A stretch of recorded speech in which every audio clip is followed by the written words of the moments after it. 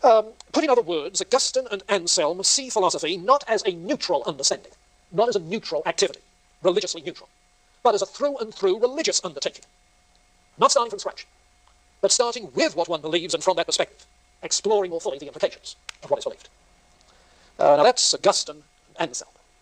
Now you see, Averroes suggested that there is tension between the two and demonstrated it in his reading of Aristotle. That notion of a tension between the two was picked up by a Christian writer in the 12th century, Caesar of Brabant, who represents what became known as Latin Averroism. Latin because he wrote in Latin rather than Arabic, but basically also Latin because he was in Western Christendom. Yes, Latin Averroism. The doctrine of twofold truth taken into Christian thought. The doctrine of twofold truth taken into Christian thought by Caesar of Brabant, who argued that religion and philosophy are about different kinds of truth. Religious ways of talking are imaginative and dramatic rather than strictly logical. There's some suggestion that Caesar may have admitted that he and Averroes have misinterpreted Aristotle and there wasn't a conflict, but at least this Latin Averroism has come down to us as the standard point of reference. Now, the fact is that it was in response to this Latin Averroism of Caesar of Brabant and the storm around Aristotle interpreted by Averroes, which led Bonaventure to reject all thought of a Christianized Aristotelianism, led Bonaventure to go back to Augustine and Anselm and to the Platonic tradition of earlier years.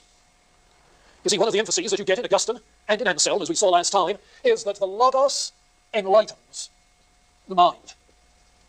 And, said Bonaventure, without the light of the Logos, it would be impossible for Aristotle to know the truth. You see, without the light of the Logos, it would be impossible. And Aristotelianism and Averroes and Caesar of Brabant didn't have any such concept of divine illumination in the human mind.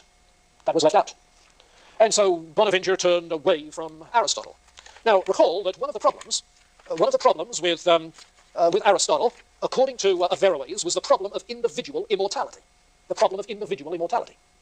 But that isn't the only problem. There's also the problem, by virtue of the theory of universals, as to why God could not be an efficient cause and create. Aristotle's God was just a final cause. Why not? Because Aristotle's God is simply thinking on his own thinking.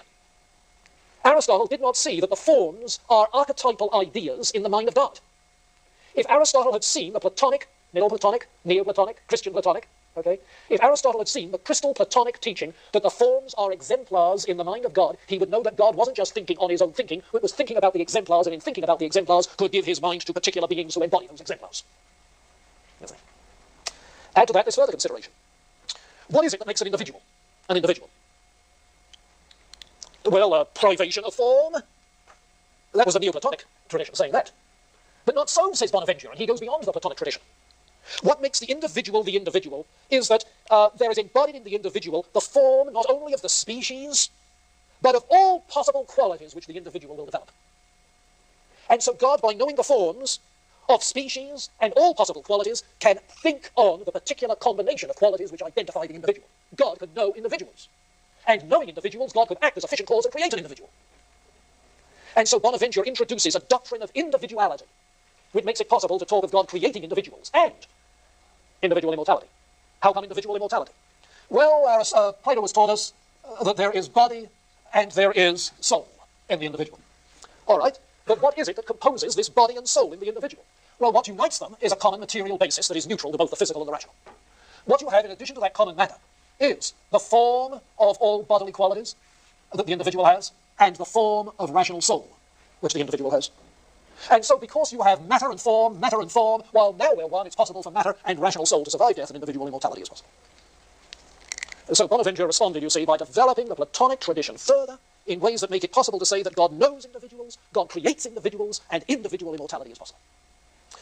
Now, we'll see that Aquinas disagrees with Averroes, disagrees with Bonaventure, wants to fly with Aristotle, but in order to do that, has to modify Aristotle.